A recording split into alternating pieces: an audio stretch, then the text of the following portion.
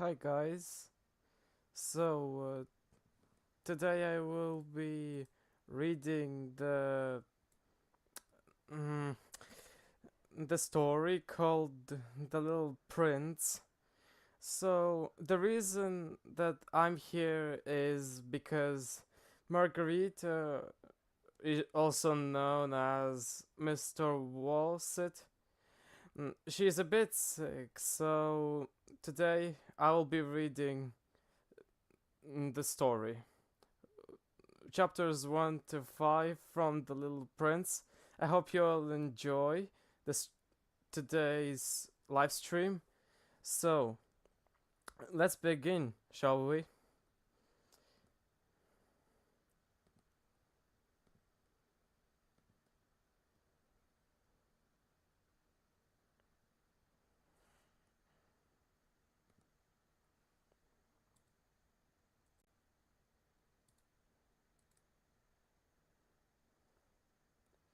Okay, so chapter 1. We are introduced to the narrator, pilot, a, and his ideas about grown ups. Once, when I was 6 years old, I saw a magnificent picture in a book called True Stories from Nature about the primeval forest. It was a picture of the boat constructor in the act of swallowing an animal. Here's a copy of the drawing. In the book, it said boat constructions swallowed their prey whole without chewing it. After that, they're not able to move, and they sleep through the 6 months that they need for digestion. I pondered deeply then over the adventures of the jungle. Then, after some work with a color pencil, I succeeded in making my first drawing. My drawing number one, it looked like this. I showed my masterpiece to the grown-ups and asked them whether the drawing frightened them. But they answered, "Frightened? Why should anyone be frightened by a hat?" My drawing was not a picture of a hat. It was a picture of a bow constructor digesting an elephant. But since the grown-ups were not able to understand it, I made another drawing. I drew the inside of the bow constructor so that the grown-ups could see clearly. They always need to have things explained. My drawing number two looked like this. The grown-up's response this time was to advise me to lay aside my drawings of boa constrictors, whether from the inside or the outside, and devote myself instead to geography, history, arithmetic, and grammar. That is why, at the age of 6, I gave up what might have been a magnificent career as a painter. I have been disheartened by the failure of my drawing number one and my drawing number two. Grown ups never understand anything by themselves, and it is tiresome for children to be always and forever explaining things to them. So then I chose another profession and learned to pilot airplanes. I have flown a little over all parts of the world, and it is true that geography has been very useful to me. At a glance, I can distinguish China from Arizona. If one gets lost in the night, such knowledge is valuable. In the course of this life, I have had a great many encounters with a great many people who have been concerned with matters of consequence. I have lived a great deal among grown ups. I have seen them intimately close at hand, and that hasn't much improved my opinion of them. Whenever I met one of them who seemed to me all clear sighted, I tried the experiment of showing him my drawing number one, which I have always kept. I would try to find that, so if this was person of true understanding. But whoever it was, he or she, would always say, "That is a hat." Then I would never talk to that person about boa constrictors or primeval forests or stars. I would bring myself down to his level. I would talk to him about bridge and golf and politics and neckties, and the grown up would be greatly pleased to have met such a sensible man. So, we've come to chapter 2. How's chapter 1? Let me read the chat.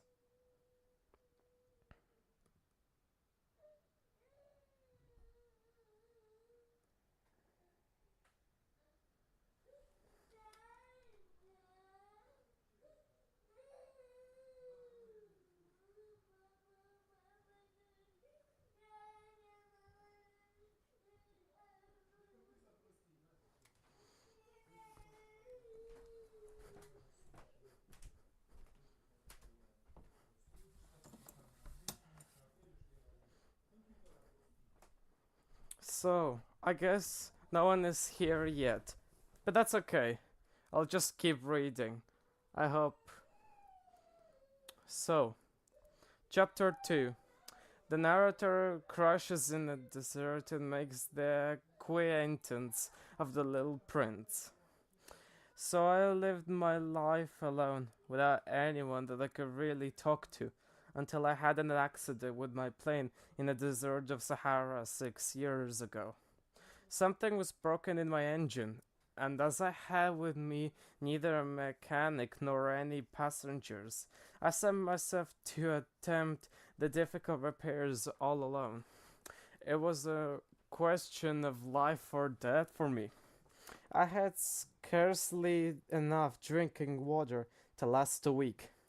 The first night, then, I went to sleep on the sand, 1,000 miles from any human habitation.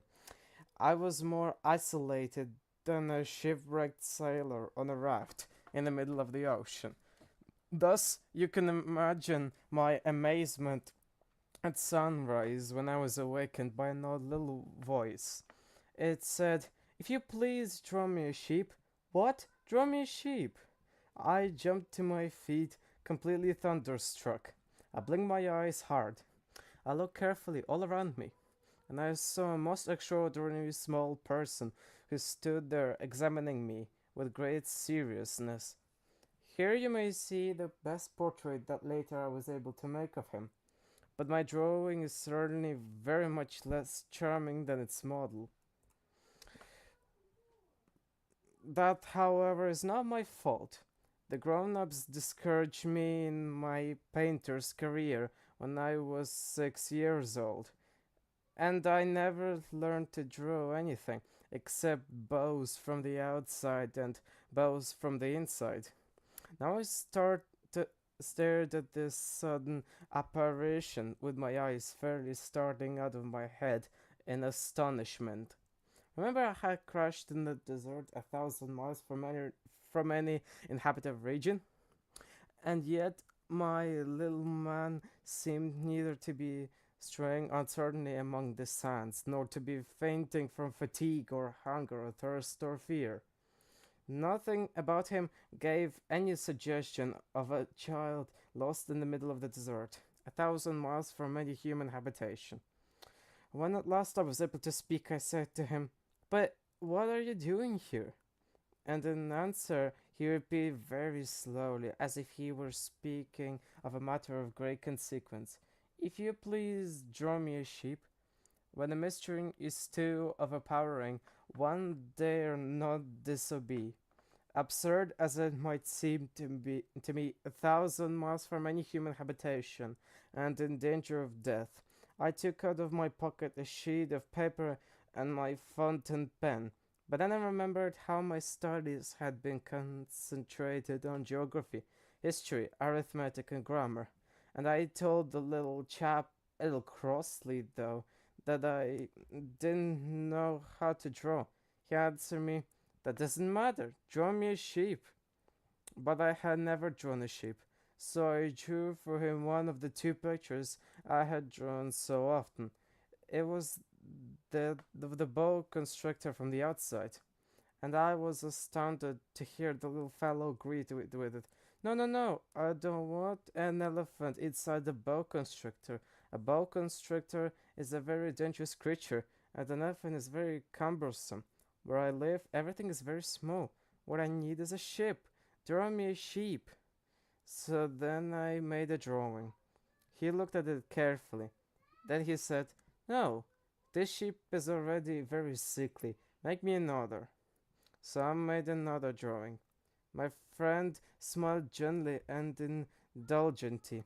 You see yourself, he said, that is that this is not a sheep. This is a ram. It has horns. So then I did my drawing over once more. But it was rejected too, just like the others. This one is too old. I want a sheep that will live a long time.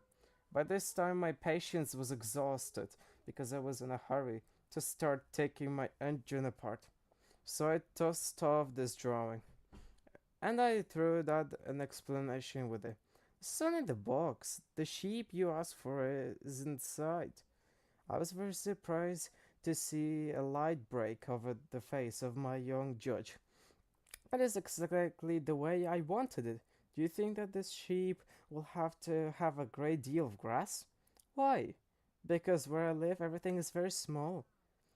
There will surely be enough grass for him, I said. It is a very small sheep that I have given you. He bent his head over the drawing. Not so small that, look, he has gone to sleep. And that is how I made the acquaintance of the little prince.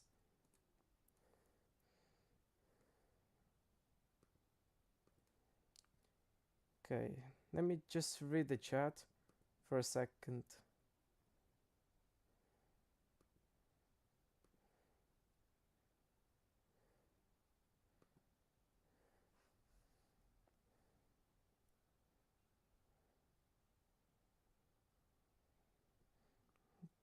Okay, just a second.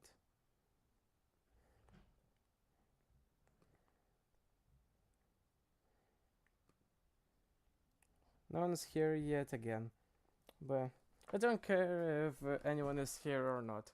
Just, I like to read to the people. So, we now move to chapter 3. Two more chapters and I will be finished. And you will listen to some relaxing music. So, chapter 3. The narrator learns more about from where the little prince came. It took me a long time to learn where he came from. The little prince who asked me so many questions never seemed to hear the ones I asked him. It was from words dropped by chance that little by little everything was revealed to me. The first time he saw my airplane, for instance, I shall not draw my airplane, that would be much too complicated for me. He asked, what's that object? That is not an object. It flies. It is an airplane. It is my airplane. And I was so proud to have him learn that I could fly. He cried out then, what? You dropped down from the sky? Yes, I answered modestly. Ah, that is funny. And the little prince broke into a lovely peal of laughter, which irritated me very much. I like my misfortunes to be taken seriously. Then he added, so you too come from the sky. Which is your planet? At that moment, I caught a gleam of light in the impenetrable mystery of his presence, and I demanded abruptly, do you come from another planet?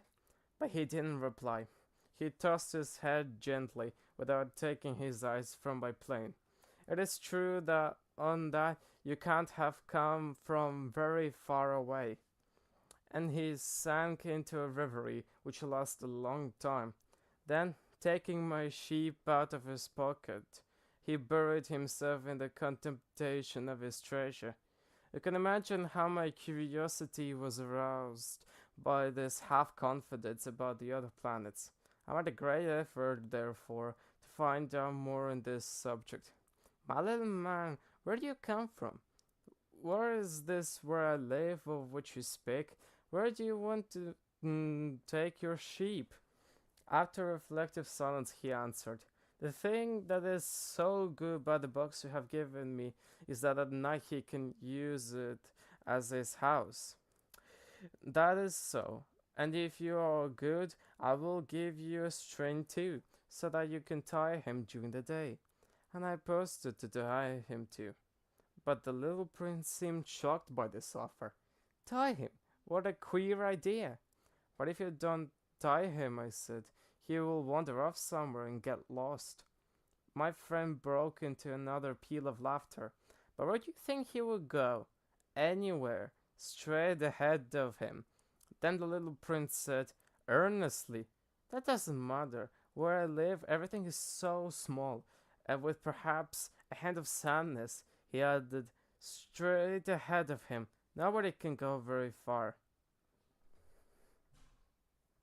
So, chapter 4. The narrator speculates as to which asteroid from which the little prince came. I had thus learned the second fact of great importance. This was that the planet the little prince came from was scarcely any larger than a house. But that didn't really surprise me much. I knew very well that in addition to the great planets such as the Earth, Jupiter, Mars, Venus, to which we have given names, there are also hundreds of others, some of which are so small that one has a hard time seeing them through the telescope. When an astronomer discovers one of these, he doesn't give it a name, but only a number. He may call it, for example, asteroid 325. I have serious reason to believe that the planet from which the little prince came is the asteroid known as B612. This asteroid has only once been seen through the telescope. That was by a Turkish astronomer in 1909. On making his discovery, the astronomer had presented it to the International Astronomical Congress in a great demonstration. But he was in Turkish costumes, and so nobody would believe what he said. Grown-ups are like that. Fortunately, however, for the reputation of asteroid B612, a Turkish dictator made a law that his subjects, under pain of death, should change to European costume. So in 1920, the astronomer gave his demonstration all over again, dressed with impressive style and elegance. And this time everybody accepted his report. If I have told you these details about the asteroid and made a note of its number for you, it is only it is on an account of the grown-ups and their ways. When you tell them that you have made a new friend, they never ask you any questions about essential matters. They never say to you, "What does his voice sound like? What games does he love best? Does he collect butterflies?" Instead, they meant, "How old is he? How many brothers has he? How much does he weigh? How much money does his father make?" Only from these figures do they think they have learned anything about him. If you were to say to the grown-ups, "I saw a beautiful house made of rosy brick with geraniums in the windows and doves on the roof," they wouldn't be able to get any idea of the house at all. You would have to say to them, "I saw a house that cost $20,000. Then they would exclaim, "Oh, what a pretty house that is." Just so you might say to them, the proof that the little prince existed is that he was charming, and he laughed, and that he was looking for a sheep. If anybody wants to sleep, that is a proof that he exists. And what good would it do to tell them that? They would shrug their shoulders and treat you like a child. But if you said to them the planet he came from is asteroid B612, then they would be convinced and leave you in peace from their questions. They are like that. One must not hold it against them.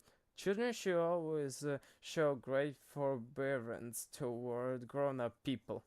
But certainly for us who understand life, figures are a matter of indifference. I should have liked to begin the story in the fashion of the fairy tales. I should have liked to say, once upon a time, there was a little prince who lived on a planet that was scarcely any bigger than himself, and who had need of a sheep. To those who understand life, that would have given a much greater air of truth to my story. For I do not want anyone to read my book carelessly. I have suffered too much grief in settling down these memories. 6 years have already passed since my friend went away from me with his sheep. If I try to describe him here, it is to make sure that I shall not forget him. To forget a friend is sad. Not everyone has had a friend, and if I forget him, I might become like the grown-ups who are no longer interested in anything but figures. It is for that purpose again that I have bought a box of paints and some pencils. It is hard to take up drawing again at my age, when I have never made any pictures except those of the bow constructor from the outside and the boa constrictor from the inside since I was 6. I shall certainly try to make my portraits as true to life as possible, but I'm not at all sure of success. One drawing goes along all night, and another has no resemblance to its subject. I, may, I make some errors too in the little prince's height. In one place he's too tall and in another too short, and I feel some doubts about the color of his costume. So if I belong as best as I can, now good, now bad, and I hope generally fair to middling. In certain more important details I shall make mistakes also, but that is something that will not be my fault. My friend never explained anything to me. He thought perhaps that I was like himself, but I, alas, do not know how to see sheep through the walls of boxes. Perhaps I'm a little like the grown ups. I have had to grow old. Chapter 5. We are warned as to the dangers of the baobabs. As each day passed in our talk, something about the little prince's plan, his departure from it, his journey. The information would come very slowly, as it might chance to fall from his thoughts. It was in this way that I heard on the third day about the catastrophe of the baobabs. This time once more I had the sheep to thank for it, for the little prince asked me abruptly, as if seized by a great doubt. It is true, isn't it, that sheep eat little bushes? Yes, that is true. Ah, I'm glad. I didn't understand why it was so important that sheep should eat little bushes, but the little prince added, then it follows that they also eat baobabs. I pointed out to the little prince that baobabs were not like little bushes, but on the contrary, trees as big as castles, and that even if he took a whole herd of elephants away with him, the herd would not eat up on one single baobab. The idea of the herd of the elephants made the little prince laugh. We should have to put them once on top of the other, he said. But he made a wise comment. Before they grew up so big, the baobabs started out by being little. That is strictly correct, I said. But why do you want the sheep to eat little baobabs? He answered me at once. Oh, come, come, as if he were speaking of something that was self-evident, and I was obliged to make a great mental effort to solve his problem without any assistance. Indeed, as I learned, there were on the planet where the little prince lived, as on all planets, good plants and bad plants. In consequence, there were good seeds from good plants and bad seeds from bad plants, but seeds are invisible. They sleep deep in the heart of the earth's darkness until someone among them is seized with the desire to awaken.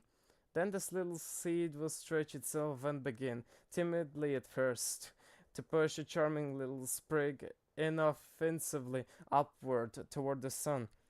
If it is only a sprout of radish or the sprig of rose bush, one would let it grow whenever it might wish. But when it is a bad plant, must destroy it as soon as possible, the very first instant that one recognizes it. Now there were some terrible seeds on the planet that was the home of the little prince, and these were the seeds of the baobab. The soil of the planet was infested with them. A baobab is something you will never be able to get rid of if you attended to it too late. It spreads over the entire planet. It bores clear through it with its roots. And if the planet is too small and the baobabs are too many, they split it in pieces. If it is a question of a discipline, the little prince said to me later on, when you finish your own toilet in the morning, that it is time to attend to the toilet of your planet, just so with the greatest care. You must see to it that you pull up regularly at at the baobabs at the very first moment when they can be distinguished from the rose bushes, which they resemble so closely in their earliest youth. It is very tedious work, the little prince added, but very easy. And one day he said to me, you ought to make a beautiful drawing so that the children where you live can see exactly how all this is. That would be very useful to them if they were to travel someday. Just a second, guys.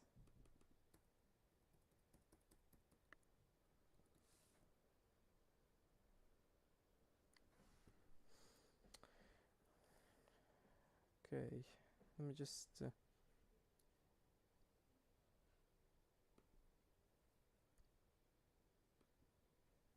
Something happened. I just fixed this.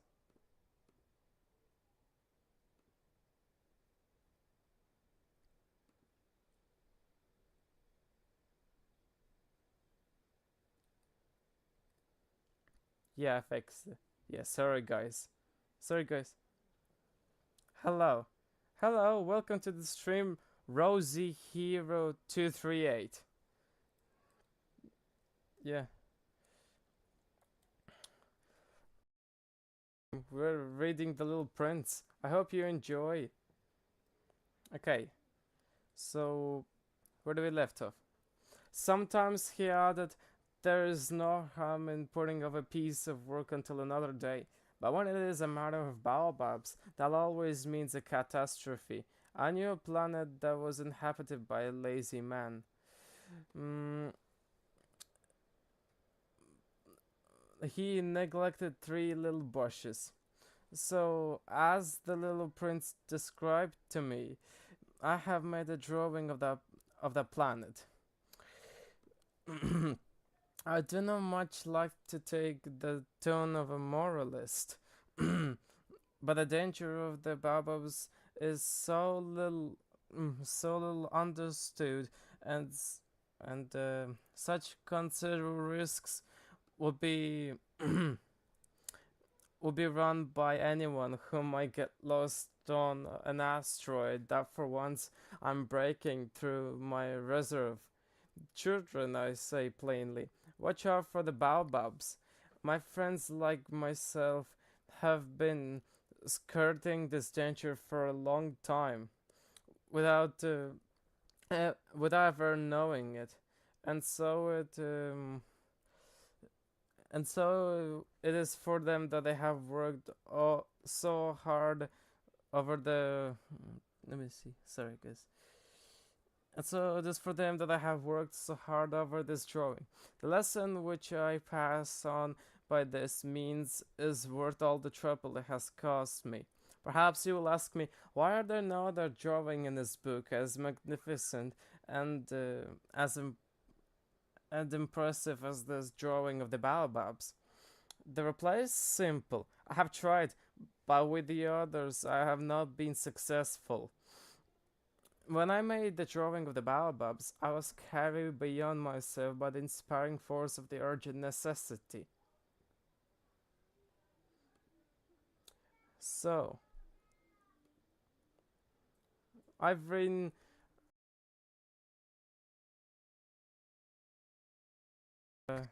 of the. I've written 5 chapters of the Little Prince. Next stream, I'll read the chapters from 6 to the 10th chapter. I might disconnect myself. Like, you will be listening to the relaxing fireplace and fall asleep. So, I hope you have a nice rest of your evening and good night, everyone.